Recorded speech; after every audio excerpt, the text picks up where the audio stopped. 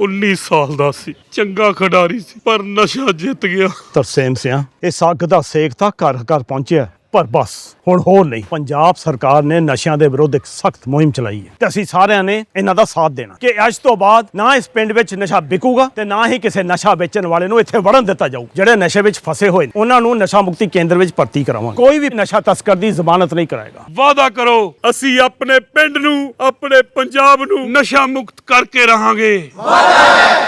नमस्कार, world news में आज रूस यूक्रेन युद्ध का दायरा बढ़ता नजर आ रहा है। अमेरिका लगातार रूस को धमकी दे रहा है, लेकिन रूस पर इन धमकियों का कोई असर नहीं हो रहा।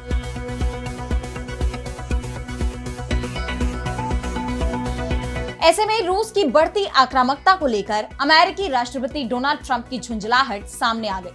उन्होंने रूस को नई चेतावनी दे दी है, जिसके लिए रूसी राष्ट्रपति पुतिन को केवल 10 से 12 दिन का वक्त दिया गया है।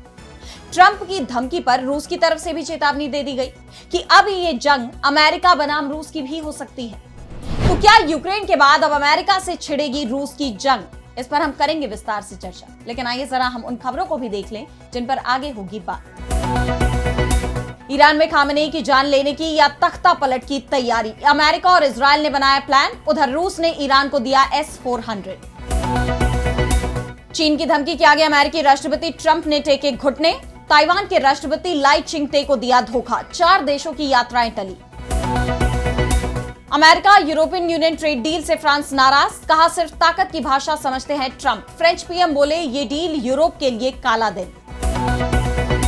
और चलते चलते में देखेंगे क्या धरती की तरफ बढ़ रहा एलियंस का जासूसी यान, शोधकर्ताओं का बड़ा दावा।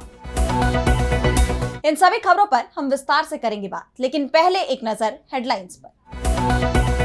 अमेरिकी राष्ट्रपति ट्रंप ने फिर लिया भारत पाकिस्तान में सीज फायर का क्रेडिट। बोले मैं नहीं होता तो दुनिया में चल रहे होते 6 बड़े युद्ध, भारत और पाकिस्तान लड़ रहे होते। पाकिस्तान में आतंकियों ने जाफर एक्सप्रेस को फिर बनाया निशाना। ट्रेन में ब्लास्ट से 3 डिब्बे पटरी से उतरे, एक शख्स जख्मी। अमेरिकी राष्ट्रपति ट्रंप ने खारिज किया इजरायली पीएम नेतन्याहू का दावा। गजा में खाने की कमी को लेकर कहा इसे झुठला नहीं सकते। ट्रंप ने गजा से आ रही तस्वीरों को बताया था भयावह। चीन में बरपा बारिश का कहर, अब तक 30 लोगों की गई जान, बुलडोजर से किया जा रहा रेस्क्यू। तो अमेरिका की तरफ से रूस और यूक्रेन युद्ध को रोकने की कोशिशें तो बहुत की गई, लेकिन उनका कोई भी पैंतरा काम नहीं आया। रूस अपनी ही शर्तों पर अडिग है। उसका कहना साफ है कि वो अपने लक्ष्य को पाकर ही रहेगा। इस बीच दोनों देशों में हमले और तेज हो गए हैं। रूस पर अमेरिका की धमकियों का कोई असर नहीं हो रहा, ना ही यूरोपीय देशों के प्रतिबंध किसी काम आ रहे। रूस की तरफ से यूक्रेन पर खतरनाक मिसाइलें बरसाई जा रही हैं। इन हालात में अब अमेरिकी राष्ट्रपति डोनाल्ड ट्रंप का भी गुस्सा फूट पड़ा और उन्होंने रूस को दी गई 50 दिन की डेडलाइन भी खत्म कर दी और अब नई चेतावनी दे दी है। ट्रंप ने कहा कि मैं पुतिन से बहुत निराश हूं। मैंने पहले 50 दिन का समय दिया था, लेकिन कोई प्रगति नहीं दिख रही, इसलिए अब मैं 10 से 12 दिन की नई समय सीमा तय कर रहा हूं। इतने इंतजार का कोई कारण नहीं है। दरअसल इससे पहले ट्रंप ने रूस को 50 दिन के अंदर यूक्रेन के साथ किसी समझौते तक पहुंचने की चेतावनी दी थी, नहीं तो उसे कड़े प्रतिबंधों का सामना करना पड़ता और साथ ही उसके व्यापारिक साझेदारों पर भी 100% सेकेंडरी टैरिफ लगाने की धमकी दी गई थी। हालांकि अब उनकी इस नई डेडलाइन पर क्रेमलिन की तरफ से तो फिलहाल कोई जवाब नहीं आया है, लेकिन पूर्व रूसी राष्ट्रपति दिमित्री मेदवेदेव ने जरूर इस पर प्रतिक्रिया दी। उन्होंने एक्स पर लिखा कि ट्रंप का ये अल्टीमेटम गेम खतरनाक है और इससे अमेरिका के साथ युद्ध की स्थिति बन सकती है। उन्होंने कहा कि हर नया अल्टीमेटम युद्ध की तरफ एक कदम है, ना कि रूस यूक्रेन के बीच बल्कि अमेरिका के साथ। यानी मेदवेदेव ने भी ये संकेत दे दिए हैं कि अगर अमेरिका ऐसे ही फैसले करता रहा, रूस से तनाव बढ़ाता रहा, तो रूस यूक्रेन जंग अब रूस बनाम अमेरिका में भी बदल सकती है। बीते दिन रूस के विदेश मंत्री सरगेई लावरोव ने भी स्पष्ट रूप से कहा था कि पश्चिमी देश एक दिन फिर से मॉस्को से रिश्ते बहाल करना चाहेंगे, लेकिन तब तक हालात पूरी तरह बदल चुके होंगे और सब कुछ पहले जैसा नहीं रहेगा। यानी उन्होंने पश्चिमी देशों को चेताया है। वैसे ट्रंप की ये धमकी सिर्फ रूस के लिए ही नहीं मानी जा रही, इसे भारत और चीन जैसे देशों के लिए भी धमकी के रूप में देखा जा रहा है, जो रूस से ऊर्जा व्यापार करते हैं। इस बीच अमेरिकी सीनेटर लिंडसे ग्राहम ने दोबारा भारत, चीन और ब्राजील को रूस से व्यापार को लेकर धमकी दी है। उन्होंने कहा कि ये देश पुतिन की युद्ध मशीन का समर्थन कर रहे हैं। उन्हें रूस के साथ संबंधों की भारी कीमत चुकानी पड़ेगी। इन हालात में रूस यूक्रेन युद्ध का दायरा बढ़ता नजर आ रहा है, जो पूरी दुनिया के लिए चिंता का कारण बना हुआ है। और अब बढ़ते हैं अगली खबर की तरफ, जहां हम बात करेंगे इजरायल और ईरान के बीच बढ़ते तनाव की। तो ट्रंप और नेतन्याहू की धमकियों को लेकर अब ईरान का रुख बेहद तीखा हो गया है। ईरान के supreme leader ayatollah Ali Khamenei ने साफ कर दिया है कि ईरान अपने परमाणु कार्यक्रम को लेकर झुकेगा नहीं, और इसका कारण ईरान की बढ़ती ताकत को माना जा रहा है। ईरान ने तेजी से अपने डिफेंस सिस्टम को अपग्रेड किया है। चीन से लड़ाकू विमान और नए एयर डिफेंस सिस्टम की खरीद और उनकी तैनाती की चर्चाएं चल रही थी कि इस बीच ईरान को रूस से S-400 भी मिल गया है। इसके ऑपरेशनल परीक्षण ईरान ने शुरू कर दिए हैं। ईरानी डिफेंस मीडिया आउटलेट Byron.info की रिपोर्ट में दावा किया गया है कि रूसी एयर डिफेंस सिस्टम का ऑपरेशनल परीक्षण 26 जुलाई 2025 को तेहरान से लगभग 440 किलोमीटर दक्षिण में स्थित इस्फहान शहर के पास हुआ था। यहां ईरान का परमाणु प्लांट भी है। S-400 के रूप में दुनिया की सबसे एडवांस लंबी दूरी की वायु रक्षा प्रणालियों में से एक की तैनाती के बाद ईरानी एयर स्पेस में घुसना अब आसान नहीं होगा। S-400 के बाद अब यह कहा जा रहा है कि अमेरिका ने ईरान पर हमला करने का अपना प्लान रद्द कर दिया है। ट्रंप की तरफ से भले ही अगस्त तक की डेडलाइन ईरान को दी जा रही हो, अमेरिका चेतावनी दे रहा हो कि अगर ईरान ने परमाणु कार्यक्रम नहीं छोड़ा तो उस पर हमला किया जाएगा, लेकिन ईरान की बढ़ती ताकत ने अमेरिका को बैकफुट पर धकेल दिया है और अब खामेनेई को हटाने के लिए प्लान भी एक्टिव किया गया है। अब इजरायल की तरफ से खामेनेई की जान लेने या फिर तख्ता पलट की कोशिश शुरू कर दी गई है। हाल ही में इजरायली रक्षा मंत्री वॉशिंगटन दौरे पर गए थे। मीडिया रिपोर्ट में दावा किया गया है कि इसी दौरे पर खामेनेई को लेकर प्लान तैयार किया गया। डोनाल्ड ट्रंप ने ईरान की सत्ता से खामेनेई को हटाने की हरी झंडी दे दी है। अब खामेनेई की जान लेने के लिए मोसाद के एजेंट एक्टिव हो गए हैं। इस दावे की बड़ी वजह इजरायल के रक्षा मंत्री इजराइल काट्ज को माना जा रहा है। काट्ज ने कहा कि मैं खामेनेई को एक स्पष्ट संदेश देना चाहता हूं, अगर वो इजरायल को धमकी देना जारी रखते हैं तो हमारे लंबे हाथ फिर तेहरान तक पहुंचेंगे, वो भी पहले से ज्यादा ताकत के साथ। इस बार ये व्यक्तिगत रूप से तुम्हारे करीब होंगे। धमकी मत दो वरना तुम्हें नुकसान होगा। इधर खामेनेई पर आने वाले संकट की भनक ईरान को भी है और यही वजह है कि ईरान ने अमेरिका तक मार करने वाली मिसाइल बनाना शुरू कर दिया है। दावा किया जा रहा है कि ईरान कभी भी खुर्रम शहर 5 ICBM मिसाइल यानी इंटर कॉन्टिनेंटल बैलिस्टिक मिसाइल का टेस्ट कर दुनिया को चौंका सकता है। खुर्रम शहर 5 मिसाइल अमेरिका तक हिट करने में सक्षम होगी। यह मिसाइल 12,000 किलोमीटर दूर तक हमला कर सकेगी। इसकी रफ्तार 20,000 किलोमीटर प्रति घंटा होने का दावा है। यह अपने साथ 2 टन वॉरहेड लेकर जा सकेगी। माना जा रहा है कि अगर इजरायल ने खामेनेई की जान लेने की कोशिश की तो ईरान सिर्फ इजरायल पर ही हमला नहीं करेगा, ना ही अमेरिकी एयरबेस को दहलाएगा, बल्कि उसका सीधा निशाना अमेरिका के शहर होंगे। और अब अगली खबर में बात करेंगे ताइवान की।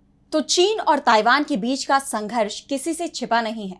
ताइवान खुद को संप्रभु देश बताता है, लेकिन चीन उसे अपना हिस्सा मानता है और बार बार ताइवान की टेरिटरी में हस्तक्षेप भी करता रहा है। जो भी देश ताइवान के लिए आवाज उठाते हैं उन्हें चीन लगातार चेतावनी देता रहा है और अब चीन की इन धमकियों का असर अमेरिका पर दिखाई दे रहा है। अमेरिकी राष्ट्रपति डोनाल्ड ट्रंप ने ताइवान के राष्ट्रपति लाई चिनते को धोखा दे दिया है। दरअसल ताइवान के राष्ट्रपति लाई चिनते अगस्त में पराग्वे, ग्वाटेमाला और बेलीज के दौरे पर जाने वाले थे। रिपोर्ट के मुताबिक ये तीनों ही देश ताइवान की आजादी को मान्यता देते हैं। अपने इस दौरे के लिए ताइवानी राष्ट्रपति अमेरिका के न्यूयॉर्क शहर में रुककर फिर वहां से आगे लैटिन अमेरिका के लिए निकलते। ताइवान ने इस यात्रा से जुड़ी डिटेल ट्रंप प्रशासन को भेजी, लेकिन चीन के दबाव में उनकी इस यात्रा को ट्रंप प्रशासन ने मंजूरी ही नहीं दी, जिसके बाद ताइवानी राष्ट्रपति की यात्रा फिलहाल के लिए टाल दी गई। जबकि इससे पहले बाइडेन प्रशासन ने ताइवानी राष्ट्रपति की ट्रांजिट यात्रा को मंजूरी दे दी थी। हालांकि व्हाइट हाउस, चीन और ना ही ताइवान से जुड़े अधिकारियों ने इस पर अब तक कोई टिप्पणी की है। लेकिन अब ट्रंप प्रशासन का यह फैसला ऐसे वक्त में आया है जब पहले से ही अमेरिका और चीन के रिश्तों में काफी तनाव रहा है। दोनों देशों के बीच जल्दी ही एक व्यापार समझौते की उम्मीद जताई जा रही है। ऐसे में ट्रंप का यह फैसला चीन के दबाव में ही माना जा रहा है, क्योंकि चीन ने हमेशा ही अमेरिका से ताइवानी नेतृत्व के साथ किसी भी आधिकारिक आदान प्रदान का कड़ा विरोध किया है। जबकि ताइवान रिलेशन एक्ट के मुताबिक ताइवान की सुरक्षा का जिम्मा अमेरिका का है। अमेरिका ने कई बार ताइवान के लिए स्टैंड लिया है, लेकिन अब अमेरिका के इस बदले हुए रुख पर सवाल उठ रहे हैं कि क्या वाकई में अमेरिका ने चीन के आगे सरेंडर कर दिया है। और अब अगली खबर में बात होगी यूरोपियन यूनियन के साथ अमेरिका की डील पर छिड़े विवाद की। तो जैसा कि हमने आपको बताया था कि यूरोपियन यूनियन ने अमेरिका के साथ बड़ा व्यापार समझौता कर लिया है, जिसके तहत अब अमेरिका यूरोपियन यूनियन के सामानों पर 30% की जगह 15% टैरिफ लगाएगा।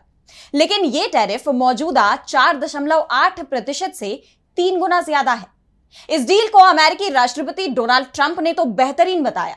यूरोपियन यूनियन का भी कहना है कि इससे क्षेत्र में स्थिरता आएगी, लेकिन जिन बिंदुओं पर समझौता किया गया उसे देखते हुए कहा जा रहा है कि अमेरिका की धमकियों के आगे यूरोपियन यूनियन आखिरकार झुक गया।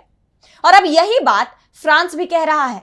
फ्रांस, जो यूरोपियन यूनियन का सबसे शक्तिशाली देश माना जाता है, उसने इस डील की कड़ी निंदा की है। इसे यूरोपियन यूनियन के अध्याय में काला दिन बता दिया है।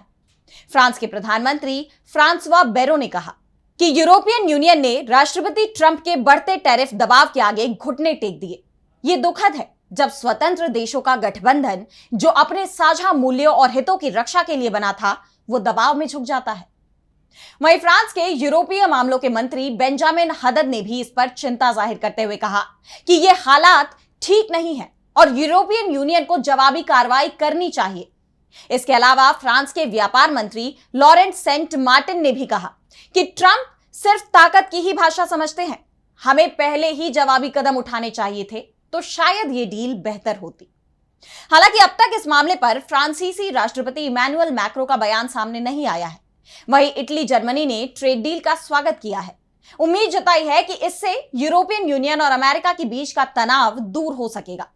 लेकिन इन हालात में यह तय माना जा रहा है कि इस डील से बहस अभी और गर्माने वाली है। और अब चलते चलते में देखेंगे क्या धरती की तरफ बढ़ रहा है एलियंस का जासूसी यान। तो एलियंस को लेकर सालों से अजीब अजीब दावे किए जाते रहे हैं। कई वैज्ञानिकों का मानना है कि ब्रह्मांड में सिर्फ पृथ्वी ही नहीं हो सकती जहां जीवन है, बल्कि कई ऐसे ग्रह हो सकते हैं जहां जीवन होने की संभावना है। एलियंस को लेकर सैकड़ों फिल्में भी बन चुकी हैं और अब हकीकत में एलियंस इंसानों के सामने आने वाले हैं। एक नई स्टडी रिपोर्ट में दावा किया गया है कि पृथ्वी की तरफ एक अंतरिक्ष यान काफी तेज रफ्तार से बढ़ रहा है और वो विमान एलियंस का हो सकता है। नवंबर तक एलियंस धरती तक पहुंच सकते हैं। शोधकर्ताओं ने दावा किया है कि पृथ्वी की तरफ तेज रफ्तार से बढ़ रहा ऑब्जेक्ट 3I एटलस एक एलियन विमान हो सकता है जो हमारे ग्रह पर एक आश्चर्यजनक हमला कर सकता है। 1 जुलाई 2025 को चिली की ऑब्जर्वेटरी से देखा गया, जो 1.3 लाख मील प्रति घंटा की रफ्तार से सूर्य की तरफ बढ़ रहा है। इसका आकार 10 से 20 किलोमीटर है, जो किसी भी सामान्य शहर से भी बड़ा है। शुरुआती अनुमान में ये एक धूमकेतु माना गया, लेकिन हार्वर्ड के प्रोफेसर एवी लोएब और उनकी टीम ने दावा किया है कि इसकी कक्षा, संरचना और गति इसे एलियन जासूसी यान साबित कर सकते हैं।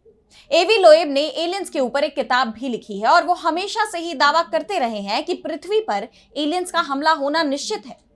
प्रोफेसर लोएब का कहना है कि ये वस्तु जानबूझकर ऐसी कक्षा में आ रही है जिसे पृथ्वी से मॉनिटर करना मुश्किल हो। ऊपर से इनकी गति इतनी तेज है कि इस वक्त पृथ्वी पर मौजूद तकनीक से इसे रोका या पास से देखा नहीं जा सकता। सोशल मीडिया पर लोग इसे कॉस्मिक ट्रोजन हॉर्स भी कह रहे हैं, जबकि कुछ इसे अंतरिक्ष इतिहास का सबसे बड़ा मौका मान रहे हैं। नवंबर 2025 में 3I एटलस की धरती से नजदीकी दुनिया भर की अंतरिक्ष एजेंसियों के लिए चुनौती बन चुकी है। वैज्ञानिक इस रहस्य से पर्दा हटाने की कोशिश कर रहे हैं कि यह सिर्फ कोई असामान्य धूमकेतु है या वाकई में दूसरी दुनिया या सभ्यता से इंसान का संपर्क होने वाला है। अगर ये एलियंस का विमान है तो फिर यह तय है कि एलियंस का धरती पर हमला हो सकता है। फिलहाल आज इस वर्ल्ड बुलेटिन में इतना ही। देश दुनिया की तमाम बड़ी खबरों के लिए देखते रहिए DB लाइव और मुझे दीजिए इजाजत। नमस्कार।